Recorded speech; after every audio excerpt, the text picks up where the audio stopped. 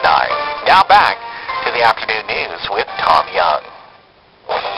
This is the afternoon news with Tom Young on News 91.9.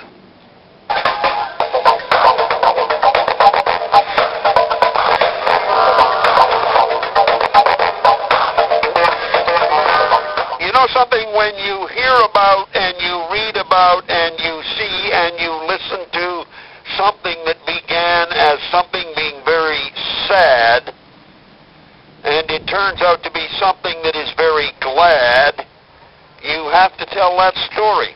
And joining me on the phone is Denise Tramble. Denise, good afternoon. Hi, Tom. How are you? Well, more important than how am I, how are you and how are they?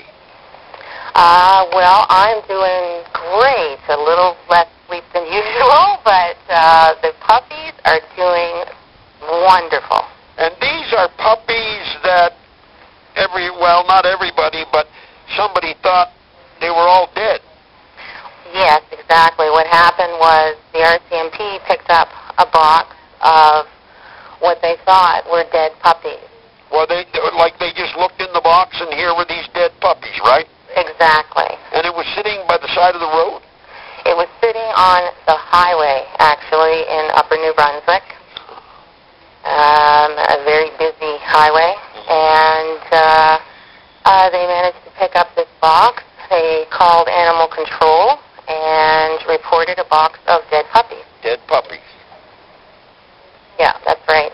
But they're not dead.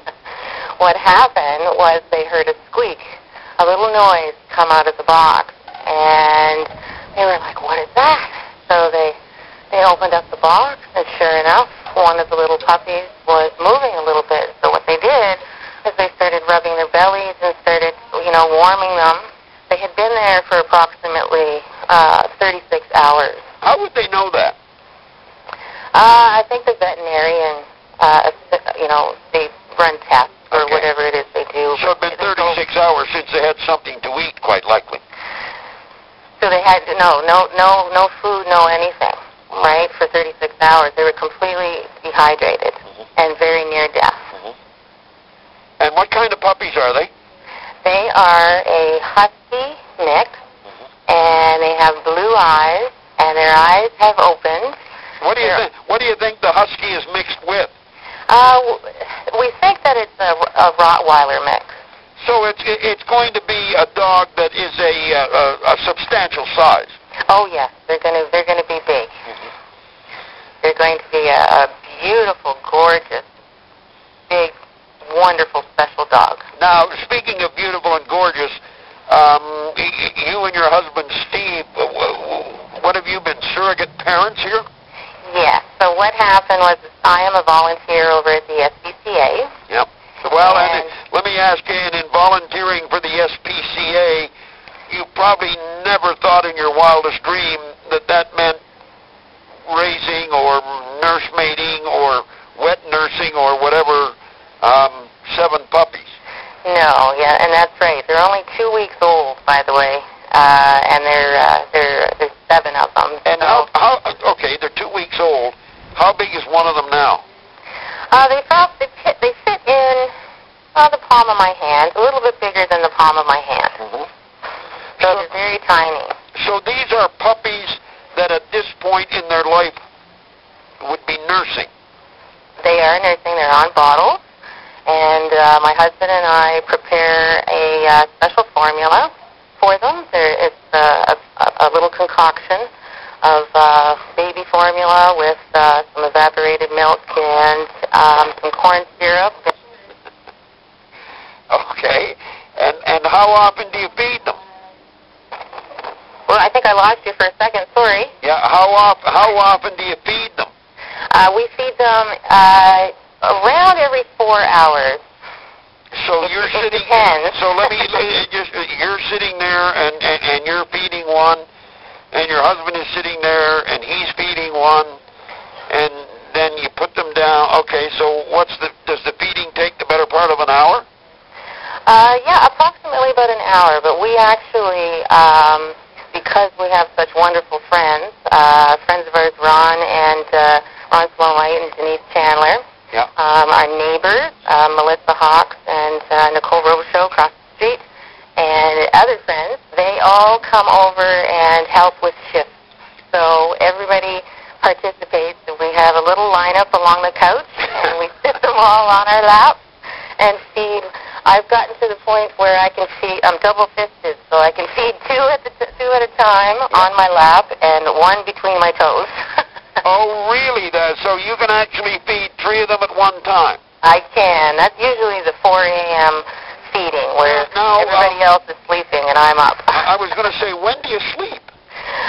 Not a whole lot lately, but it gives you such hope and such energy and so much encouragement that I don't feel like I'm tired. I don't feel like I'm tired at all. Do you know whether they found these pups up near Neguac, right? That's right.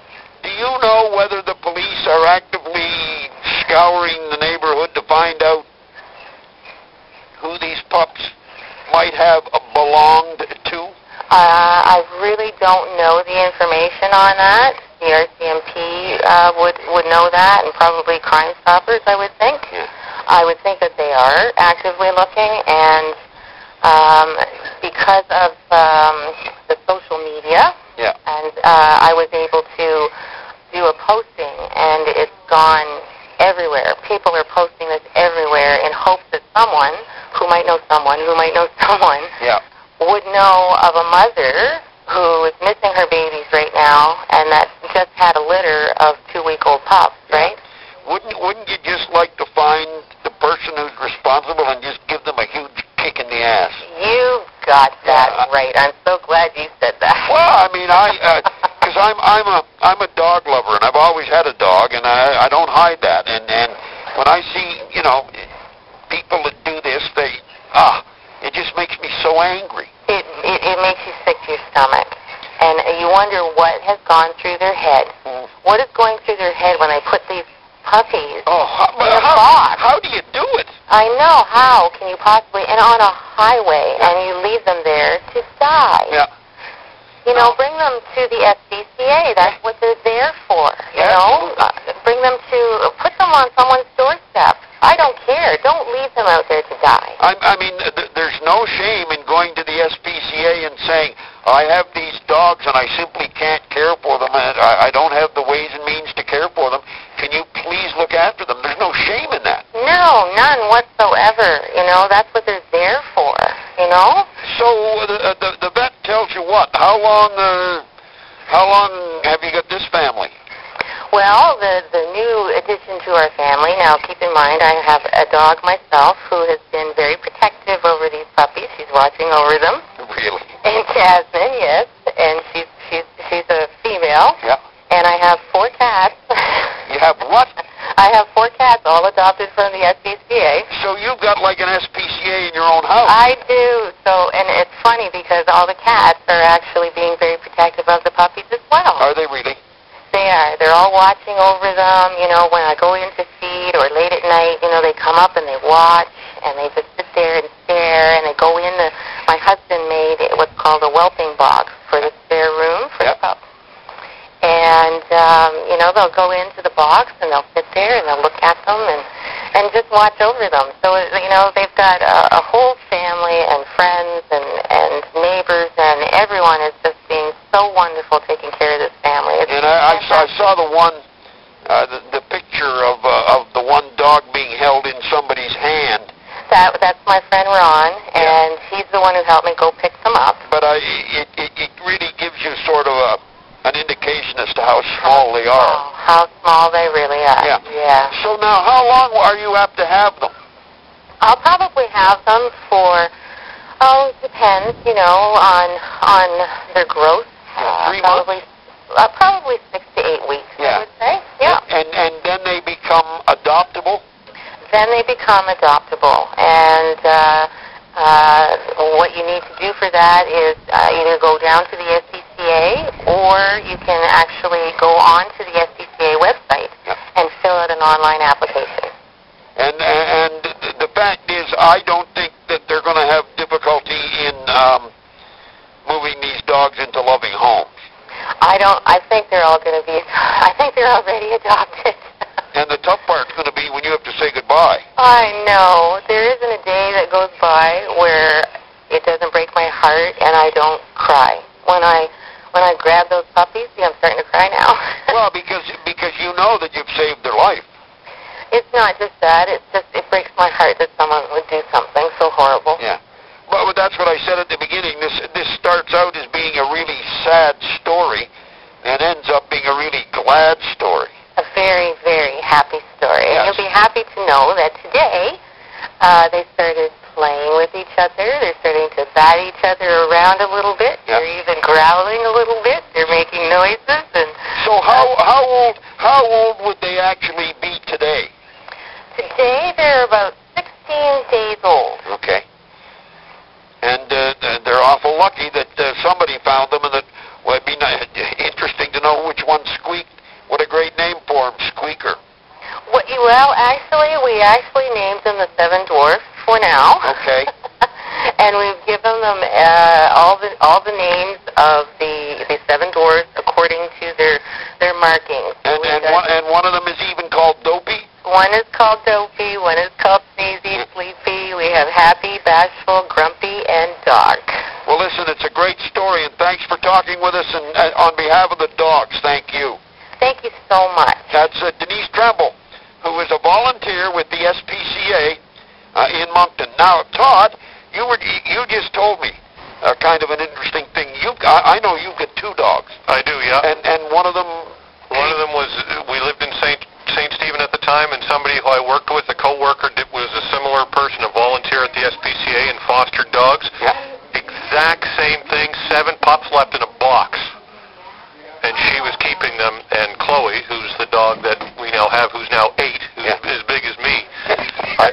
Yeah. When I brought her home, she fit in this palm of my hand, but same exact story. And what breed is she? She's a Rottweiler. She is a Yeah, well, Rottweiler. there's a bit of a mix there. Yeah, but actually the same right, kind of story. That's right. But her and her brothers and sisters, same thing, were left to die in a box. And I like how you said the guy should be, or girl should be kicked in the ass who did it. Oh, absolutely. Kicked right in the ass. I'd line up for 2 days to do it. Yeah, and do it. But again, it starts out as a sad story.